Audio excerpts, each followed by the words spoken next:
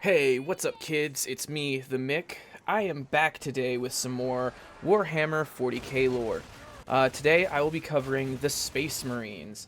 If you've seen anything that has anything to do with the Warhammer 40K universe, I can almost guarantee you that you've seen Space Marines. They're giant, hulking, massive dudes with a bunch of power armor and super cool, big, high-tech weaponry. Now, I'm not going to be going over each individual chapter or how they're organized, because that's just way too in the weeds for this episode. Today, I'm just going to be covering what makes a Space Marine and where they fit into the 40k universe. Again, I'm not getting into what's a Chaos Space Marine, what the different chapters and legions do, or any of their Primarchs. So Space Marines, overall, are the defenders of the Imperium of Mankind, and were created by the God Emperor himself. They started off as Thunder Warriors during the unification of Terra, or Earth, and then they became what we know now as the Space Marines. So your average Space Marine is going to stand roughly 8 feet tall. In some of the stories, they're closer to 10, but they're generally between like the 8 to 9 feet tall range. They are genetically modified through a variety of procedures.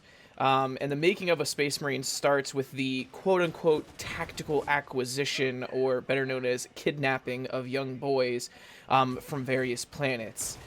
From there, the children are put through a bunch of rigorous training regimens, and they're also given a series of implants. Some of these implants include a second heart for, more cardio and stuff like that. They also get put with a second layer of skin, which helps them to integrate with their power armor, and a bunch of organ implants that both help with accelerated healing as well as growth. They even have hormones for adrenaline, as well as staving off hunger, as well as sleep, things like that. And that's why they have to start at such a young age, because you can't just kind of shove an adult through all these growth hormones and brand new organs. So most of these unwilling applicants don't survive the entire making of a Space Marine. They either die from the excessive training or the rejection of the multitude of implants that they end up receiving. The training does slightly differ based off of which chapter the Space Marine Initiate is being adopted into, but again, I'm not really going to be going into that. Just know it sucks no matter who you are or where you come from. If the Space Marine does survive all the trials, they finally put on that super set of battle armor, and then they're off to fight the filthy heretics and the disgusting Xenos for the name of their God Emperor. So kind of to put that into context, just imagine Captain America, but about 8 to 10 feet tall, with a cannon, yes, a fucking cannon, with shells that obliterate anything they hit, and they also have a fanatical devotion to a dead guy on a pretty chair. I'll probably be talking about the God Emperor soon, but for those of you who are kind of initiated into 40k, you know what I'm talking about. So being that they are the greatest and primary defense force of the Imperium of Man, they are given the best weapons the Imperium has to offer.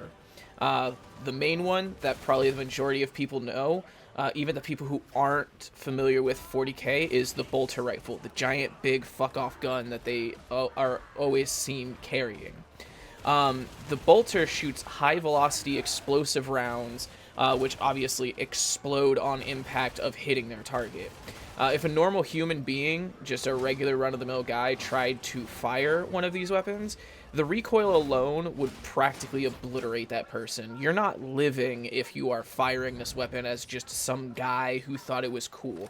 In fact, the weapon itself is probably the same size, if not bigger, than just a regular guy.